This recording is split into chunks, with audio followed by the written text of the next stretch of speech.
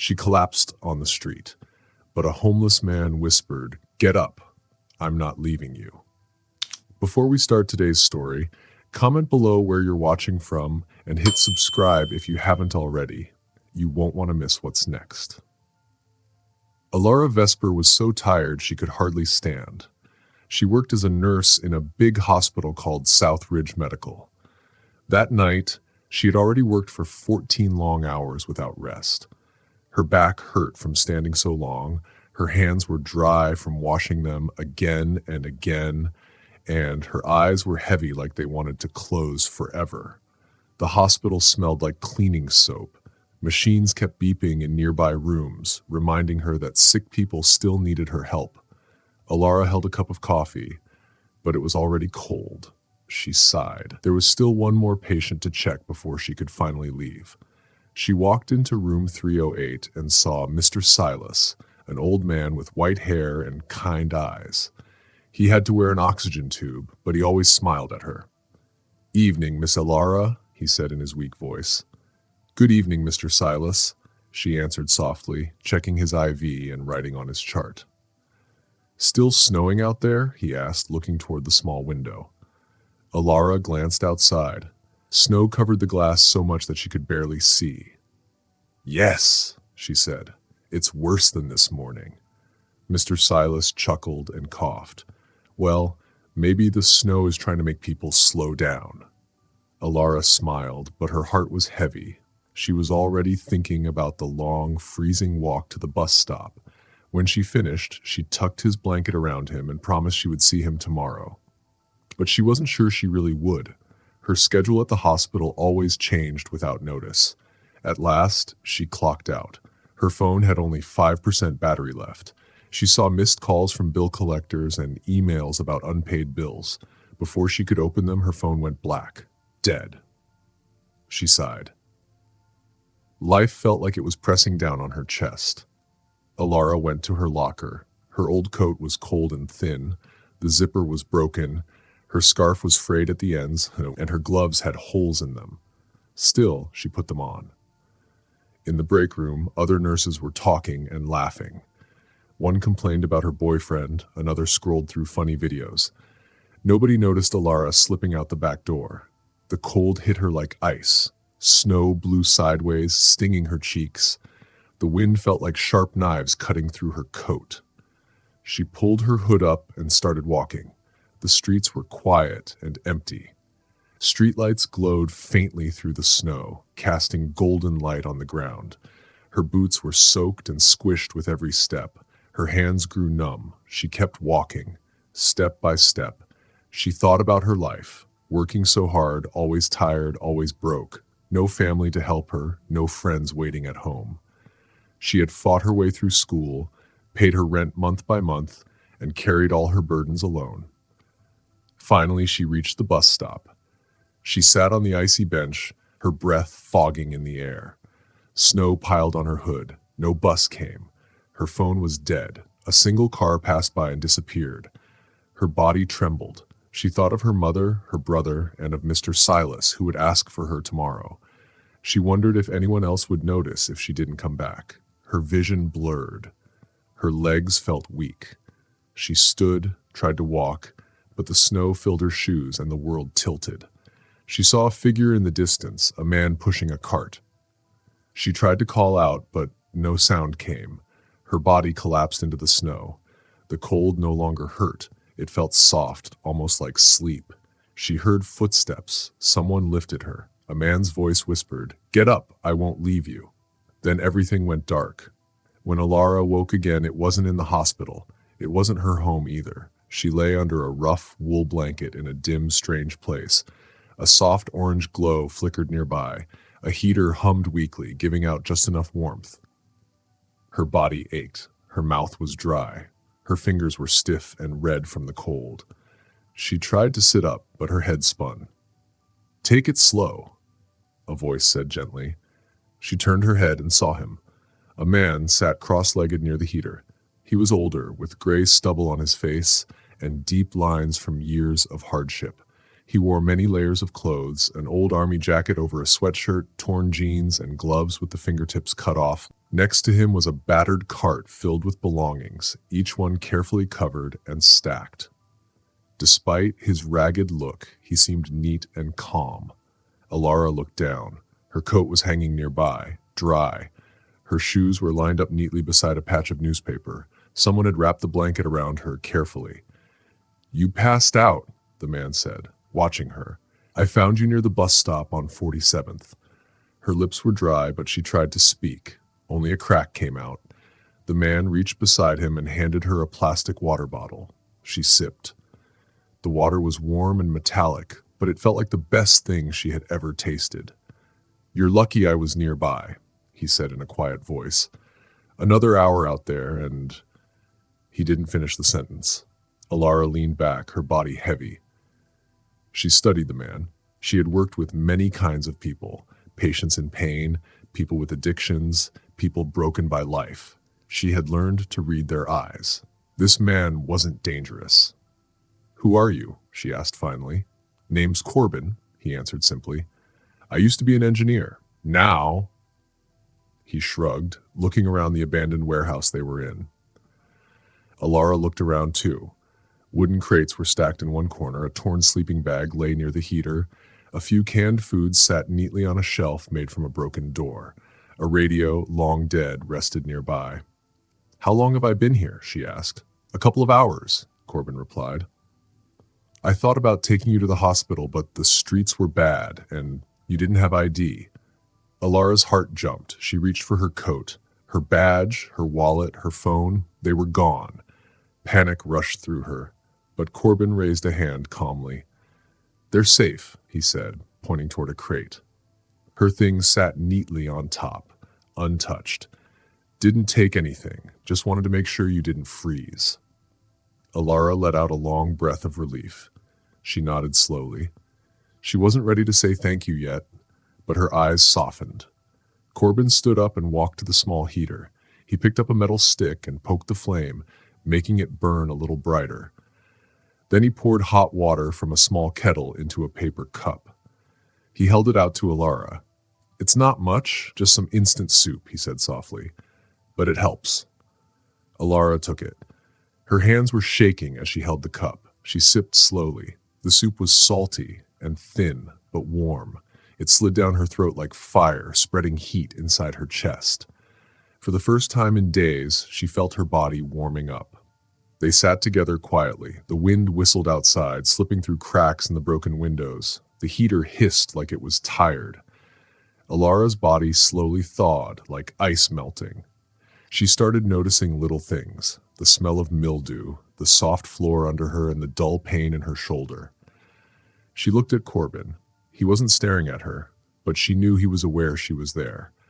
His eyes didn't show curiosity or judgment, only quiet understanding. Maybe it was because of something he remembered from his own life. "You said you were an engineer," she whispered. Corbin nodded.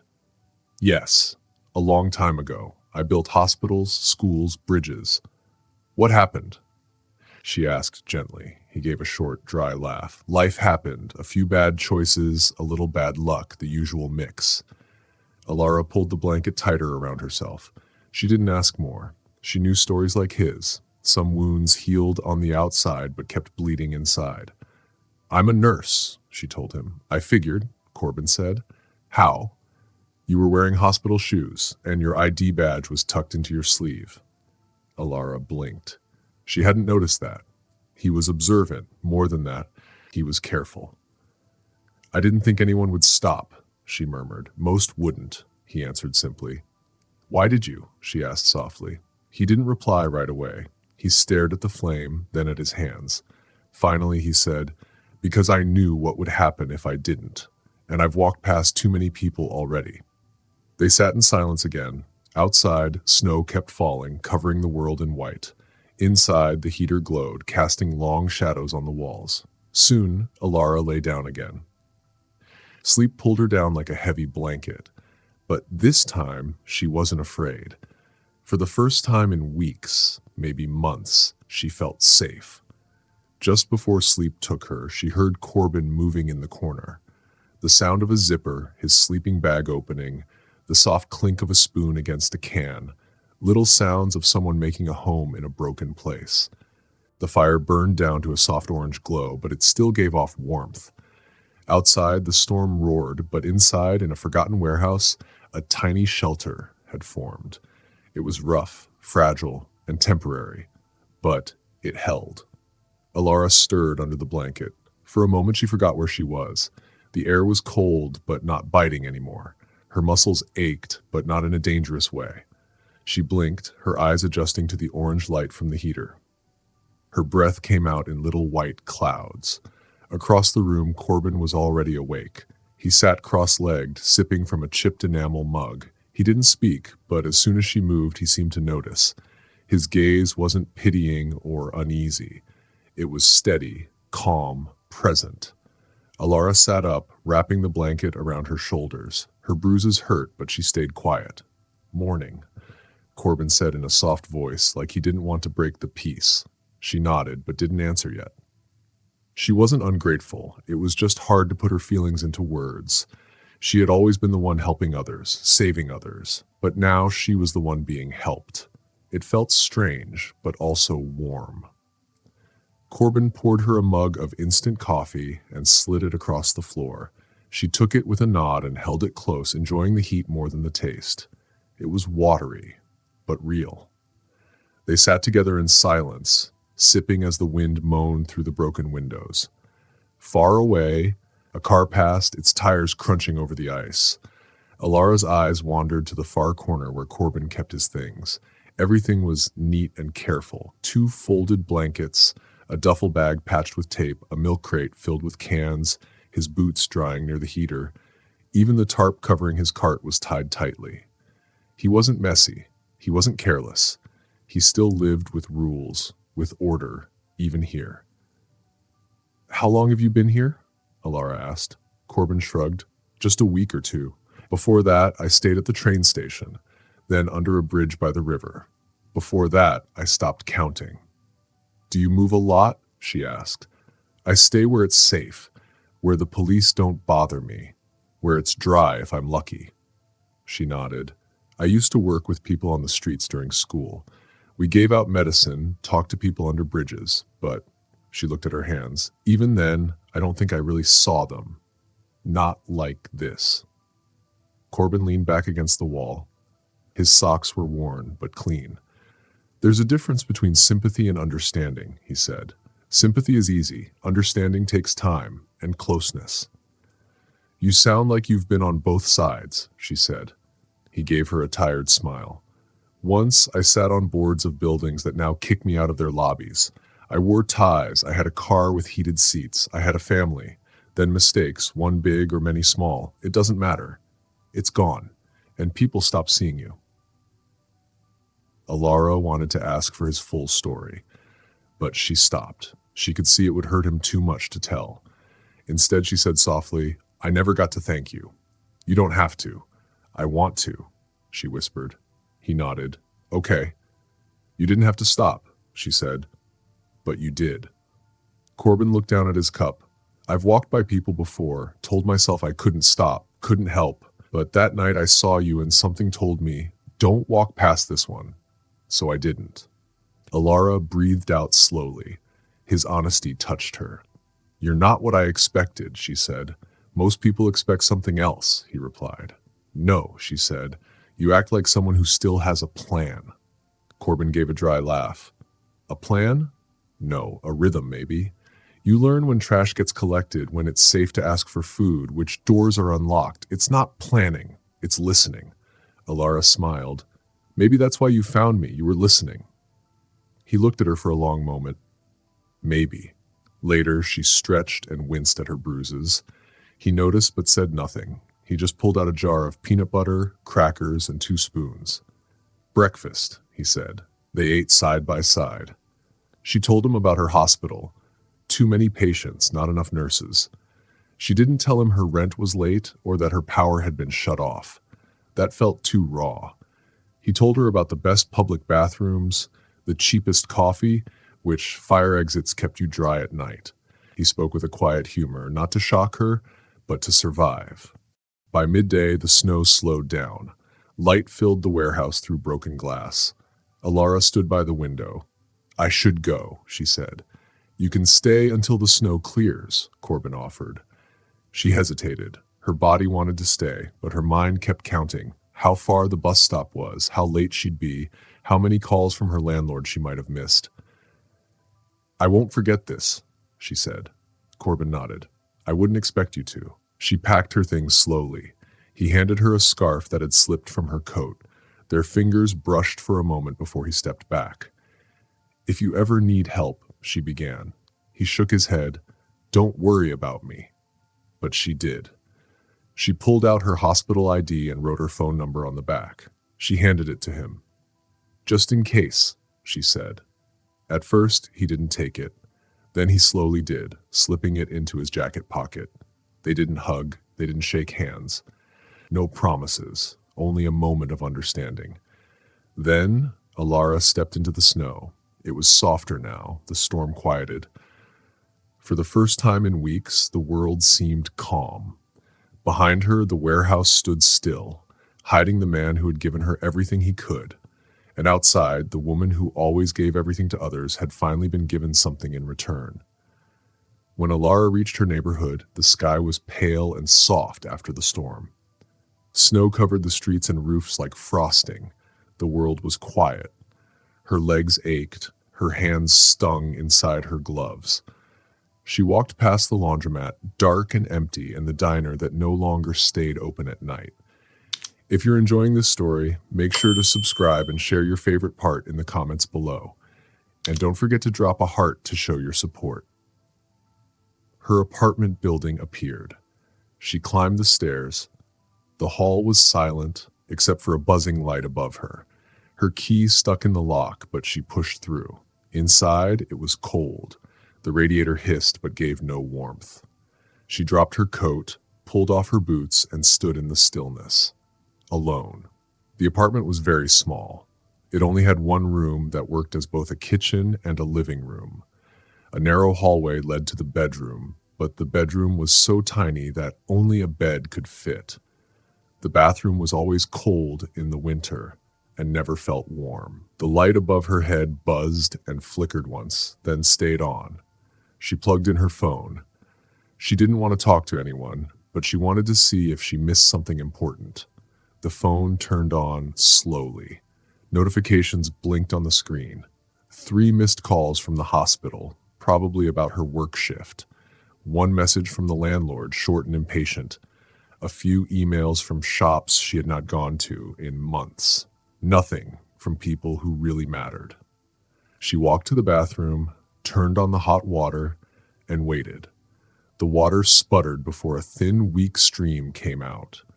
She washed her hands, splashed water on her face, and looked in the mirror. Her eyes looked darker than before. Her cheeks were thin. Her skin looked stretched and tired. She almost did not recognize herself in the reflection. She changed into dry clothes. Then she microwaved the last can of soup from the back of her pantry. She sat on her bed, holding the hot bowl in her hands. The warmth of the bowl spread into her palms. She stared at it for a long time before eating. Her mind drifted back to the warehouse. She remembered Corbin's soft, calm voice. She remembered the way he looked at her, not like she was a patient, not like she was a stranger, but like she was simply a person. She didn't know why she kept thinking about him. Maybe it was the way he moved, slowly and carefully, as if nothing surprised him anymore. Maybe it was the way he talked to her, with no hidden plans, no pressure, no pretending. Or maybe it was just that he had been there when no one else was. She remembered the cold night, the snow, and the sharp edge of despair she had felt. If Corbin had not shown up at that moment, she didn't finish the thought. She didn't need to. The days after went back to routine. She went to work, checked her patients' vitals, gave out medicine, wrote reports. She smiled when people expected it, nodded when needed, and kept moving forward. But deep inside there was a quiet hum, a memory she could not let go of. Every time she walked past the bus stop where she had collapsed, her breath caught for a moment. Every time she heard the wind howl outside the hospital windows, she remembered the warmth of Corbin's blanket and the soft clicking sound of the propane heater. One week after the storm, she stopped by the public library during lunch break. Across the street stood a boarded-up warehouse, half covered in snow. She wasn't sure if it was the same one. Maybe it didn't matter. She didn't go inside. She just stood outside, staring, with cold creeping up her arms. She felt something between longing and guilt. That evening at home, she found her hospital ID card on the counter. It was the one she had given Corbin.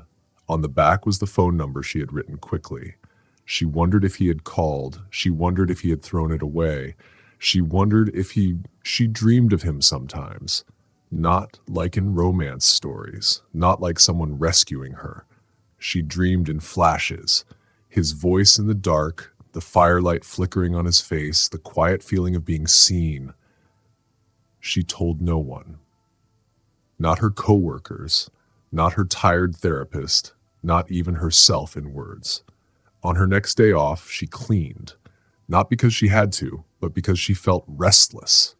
She scrubbed the tiles in her kitchen. She organized the medicine cabinet. She rearranged books she never had time to read. In a drawer she almost never opened, she found a folded photograph. Its edges were worn from being touched many times.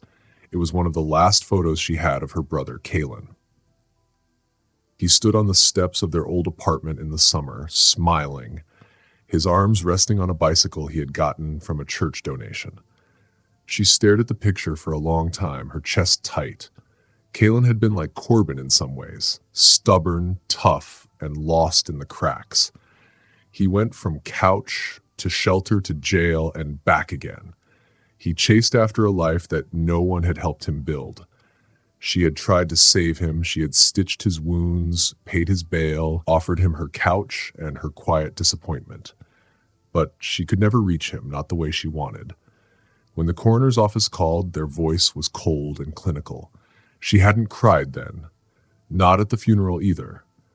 Only months later, when she was in a patient's room, bandaging an arm like Kalen once hid from her, did she press his photo to her chest and cry silently.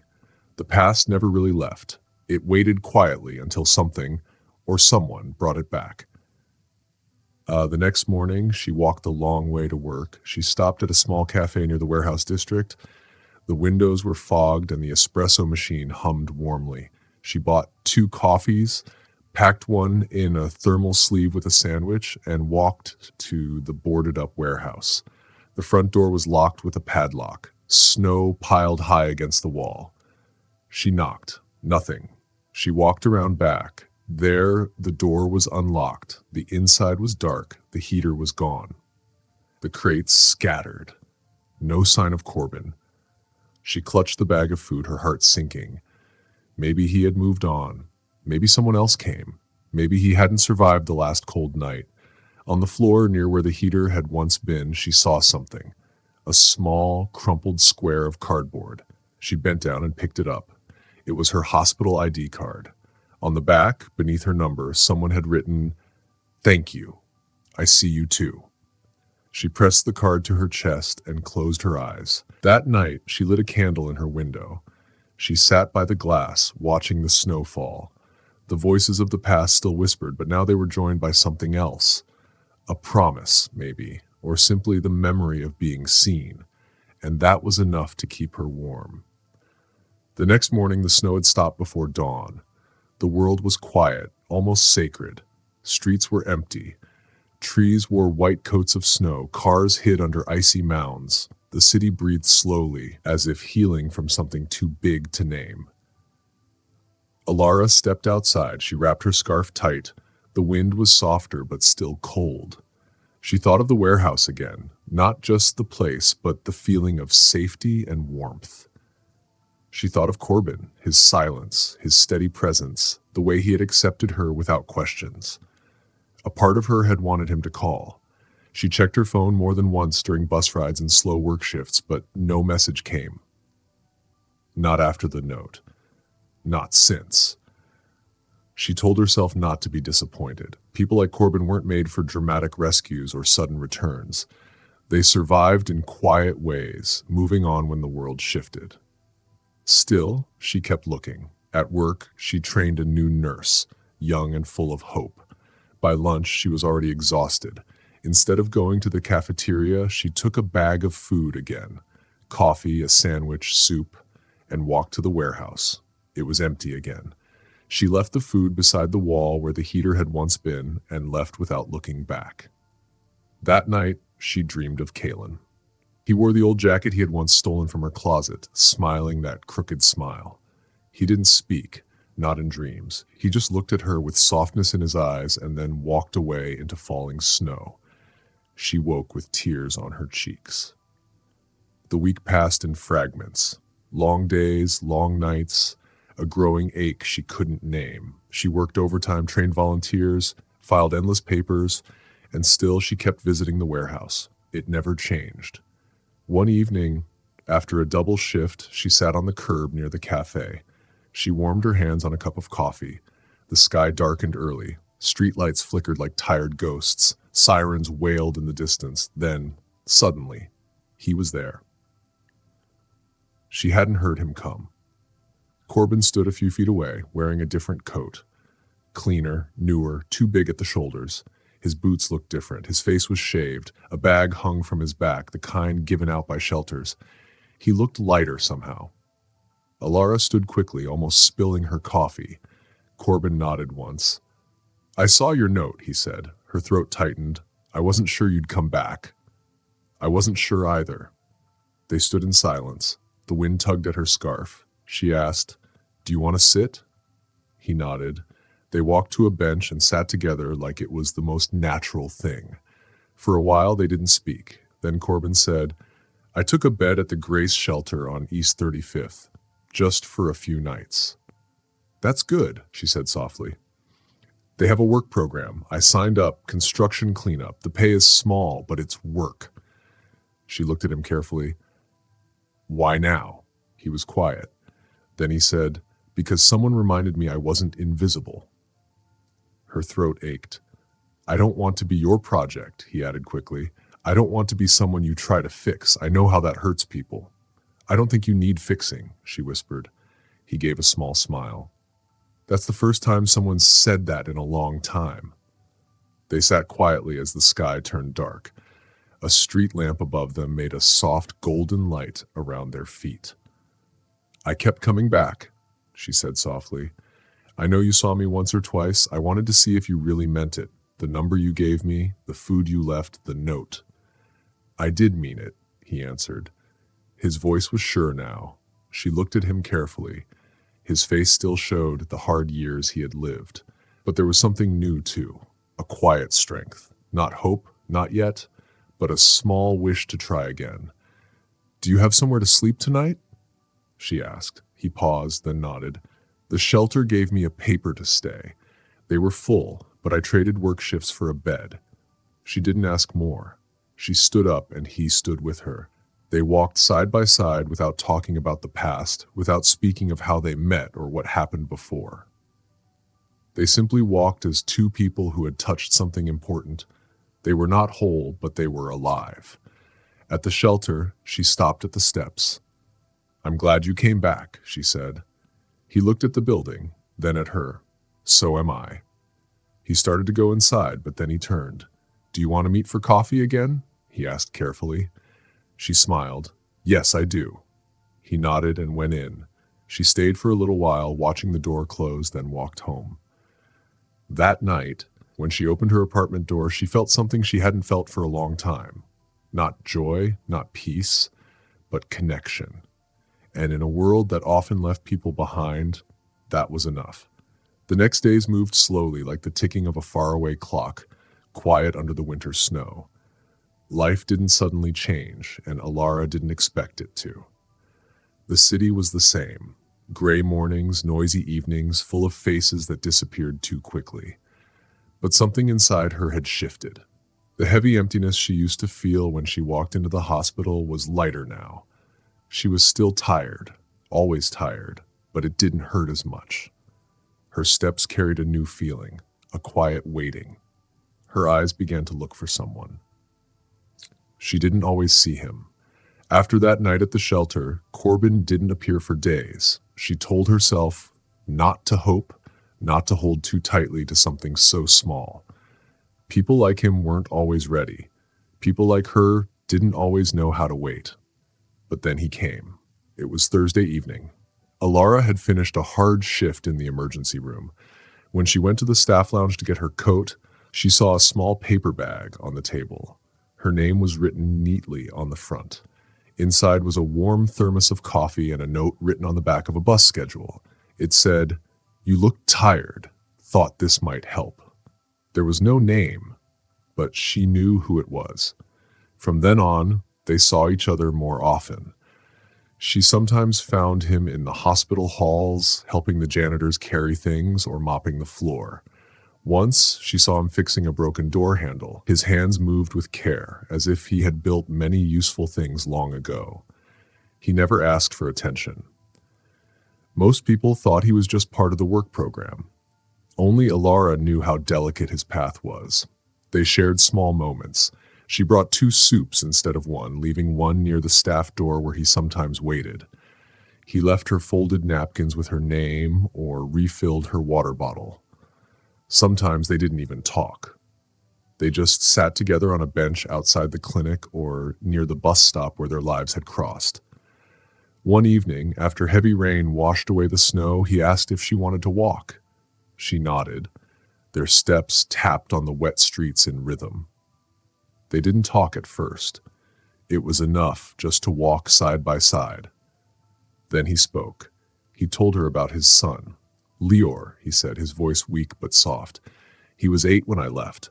We were going to build a treehouse that summer, but I never came back." Alara didn't ask why. She knew his story had too many sad pieces, too many hurts. "I've thought about writing to him," Corbin said, "but I wouldn't know what to say." "Maybe just start with, 'I'm still here,'" Alara said gently. He looked at her, surprised, then turned away. "Maybe." They stopped at a park. The ground was soft with melting snow. The trees were bare. They stood side by side, not sitting, just watching the city lights. "Sometimes," Corbin whispered, "I think I forget how to be around people. I don't know when to talk, when to be quiet, how to just exist." "You're doing fine," she answered. He frowned a little. "Why do you keep showing up?" Alara looked straight at him. "Because you did." He didn't reply. But in the silence, something gentle unfolded, like a flower blooming too early in the spring sun. That night, when she came home, she noticed her apartment smelled different. It still smelled like books and reheated meals, but there was something else now, like warm wood, a memory carried on her skin. Weeks passed. One day, she saw him standing tall, speaking with the shelter director. His shoulders were straight, his back strong, as if he remembered how it felt to have purpose. Another time, she found a repair guide in the lounge with her name on it. Inside was a note, "In case you ever need to fix something." She smiled at it longer than she meant to. Still, they didn't name what they were to each other. No big romantic moments, no long touches, just steady care. She began to expect his quiet presence, like a heartbeat. Then came the day he didn't show up. She waited by the clinic's back door for half an hour, soup growing cold in her bag. The next day, she asked the shelter director. "He left 2 days ago," the woman said he had something to figure out. Alara felt her chest tighten. She nodded, pretending to understand. For days, she searched. At the warehouse, around the streets, nothing. It was as if the city swallowed him again. Then, one Thursday, she found a letter in her locker. No envelope, just her name written on notebook paper. It said, "I didn't mean to disappear. I just needed to see if I could stand on my own. You gave me more than soup, more than kindness. You gave me a reason to try. I'm not going far. I'll still be around. I just need to learn how to walk without leaning too much. I hope you understand." No name. He didn't need one. She sat on a bench outside the hospital and stared at the letter until her eyes blurred. That night, she stood by her window, watching soft snow fall like ash. She pressed her palm to the glass and let herself miss him, not with sadness, but with thanks. The next morning, she saw a flyer on the hospital board. It was for a community rebuild project, asking for volunteers to fix an old park shelter. She read the list of names. One near the bottom stood out, Corbin M. She smiled, not because everything was fixed, not because it promised more, but because it meant he was still here, still walking, still leaving traces. The last snow of the season came quietly. By morning, only little piles stayed in corners and cracks, the kind of snow people forget except for how it made the city quiet for a moment. Alara stepped outside, her bag over her shoulder, her heart beating fast. The flyer was still on the board, the names still there. She hadn't gone to the park yet. She had passed once, watching from across the street, seeing people with gloves and boots carry wood and buckets. She didn't see him, but she didn't stay long enough to be sure. Today she was ready. The streets were quiet, muffled by the cold morning. She walked with steady steps. It had been a month since his letter. A month of small signs, his name on a list, a familiar thermos left near the staff lounge, a folded blanket carefully stitched in the donation bin. No words, no meeting, just traces. She had told herself to let go. Some people come into your life only to remind you of what matters, then vanish like snow. But Corbin didn't vanish. He stayed in the quiet corners of her days, in the silence of her thoughts. The park came into view. The shelter was partly fixed, new roof, half-painted walls. A group of volunteers worked at the entrance. Alara's heart raced. She looked at the faces one by one, and then she saw him. He stood a little to the side, holding a clipboard. One foot rested on a low stone. He looked at the papers. His brow was a little serious. He wore jeans and a dark sweatshirt under a work vest. His hair was a little longer than she remembered, but it was clean. He stood up straighter now. He had a small, tired line under his eyes, but the deep, tired look he used to have was softer. He looked like someone who belonged somewhere. She stopped a few feet away. She was not sure if he had seen her. She did not know if she should say something or wait. Before she could decide, he looked up.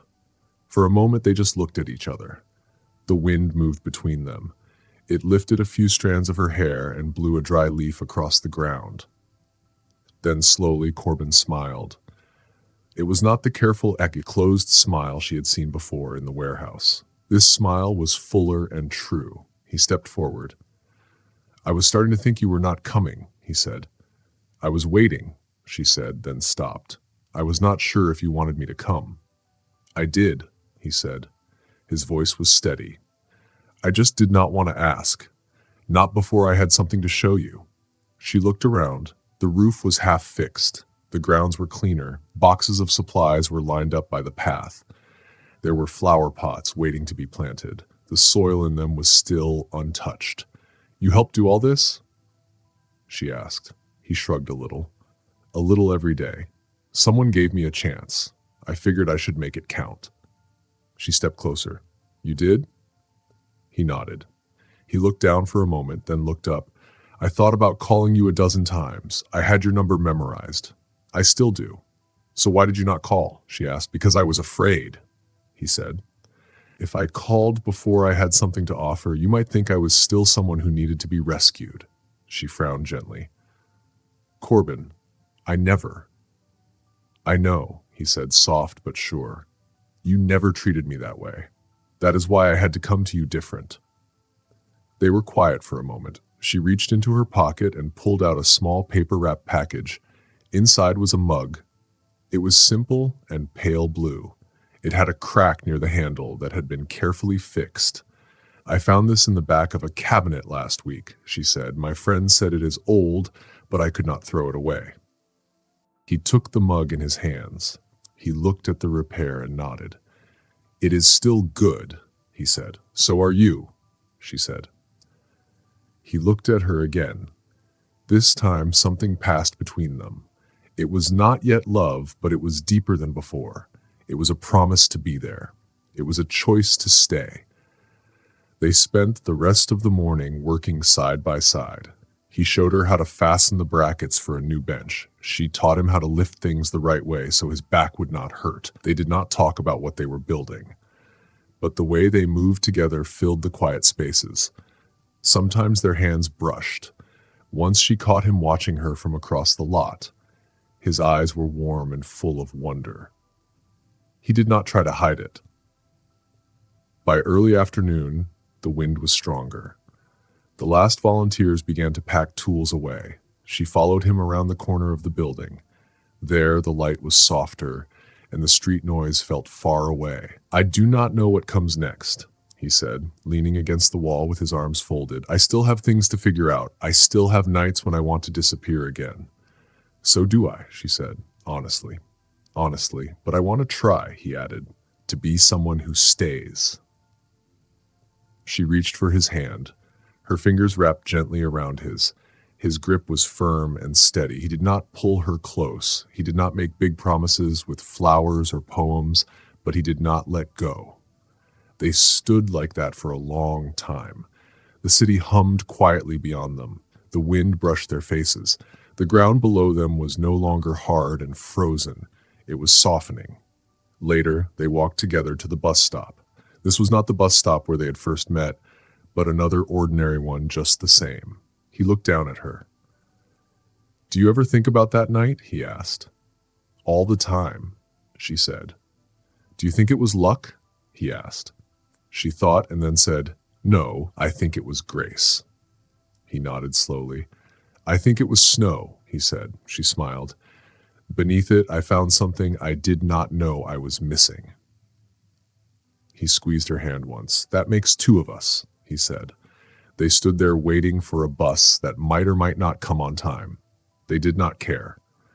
In a world where people were often left behind, they had found each other.